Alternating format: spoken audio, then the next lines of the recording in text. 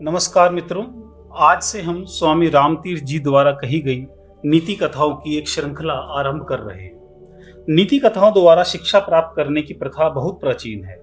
कई बार जो सत्य और तथ्य बड़े बड़े व्याख्यानों से और ग्रंथों से नहीं प्राप्त हो पाते, वह सत्य और तथ्य बहुत सरलता व सुगमता से हमें नीति कथाओं से प्राप्त हो जाते हैं। नीति कथाओं को सुनने का लक्ष्य केवल सत्य की ओर चलने का, भूलों से शिक्षा लेने का तथा सार्वभौम उन्नति ही होना चाहिए। इसी दृष्टिकोण से हमें नीति कथाओं को सुनना चाहिए। आज की नीति कथा का शीर्षक है बेमन का काम। एक महात्मा द्वारा मलाई युक्त दूध का अस्वीकार करना।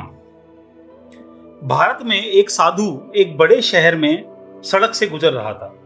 एक महिला ने उसके निकट जाकर उससे अपने घर चलने को कहा और उसने उनसे नम्र निवेदन किया कि वे उसके घर को पवित्र करें। वह उसके वहां जाने को राजी हो गए और घर पहुंचने पर साधु को एक गिलास दूध पेश किया। दूध एक बर्तन में देर से पक रहा था और उसमें पर्याप्त मात्रा में मलाई पड़ गई थी, जो दूध उड़ेलते समय गिलास में आ गई। स्त्रियां मलाई को बहुत ही जतन से रखती हैं। उसके अचानक चले जाने से वह महिला कुछ परेशान हो गई और अधीर होकर कह उठी, हाय, मैं अब क्या करूं। तत्पश्चात उसने दूध में शक्कर मिलाई और सुंदर दूध भरा गिलास संत के सामने रखा। उसने उसे ले लिया और मेज पर रखकर बातचीत करने लगे। स्त्री ने समझा कि दूध काफी गर्म था, इसलिए उन्होंने तुरंत नहीं पिया। अंत में वह प्रस्थान के लिए तैयार हुए तो महिला ने फिर विनम्र भाव से कहा, भगवान, यह दूध तो ग्रहण करने की कृपा करें। साधु बोला, देवी, यह दूध एक साधु के छूने के योग्य नहीं है। स्त्री ने पूछा, महाराज, क्या अपराध हुआ जो आपने यह निर्णय लिया। उन्होंने उत्तर दिया, जब तुमने दूध उडेल कर उसमें शक्कर और मलाई मिलाई तो उसी के साथ कुछ और अर्थात हाय हाय भी मिला दी, इसलिए मैं इसे ग्रहण नहीं करूंगा। यह सुनकर वह लज्जित हो गई और साधु चला गया। अतः साधु को दूध देना तो ठीक था, परंतु हाय हाय जोड़कर देना अनुचित।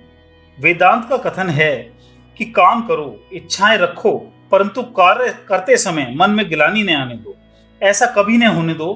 काम करो परंतु मन में स्वार्थ भाव न आने दो। बेपरवाह रहो, मन को विचलित न होने दो। अपने को वातावरण के अनुकूल बनाने का प्रयत्न करो और जब शुद्ध भावना से तुम काम करोगे तो विजय तुम्हारी ही होगी, विजय तुम्हारी चेरी होगी। असंभव विस्मयकारी ढंग से संभव हो जाएगा। इस कहानी से हमें शिक्षा मिलती है कि जैसे एक कंजूस द्वारा बेमन से दिए गए दान से पुण्य नहीं अर्जित होता, इसी प्रकार बेमन के काम का फल भी अच्छा नहीं होता। सफलता प्राप्त करने के लिए सच्चाई, लगन तथा उत्तम भाव की आवश्यकता है।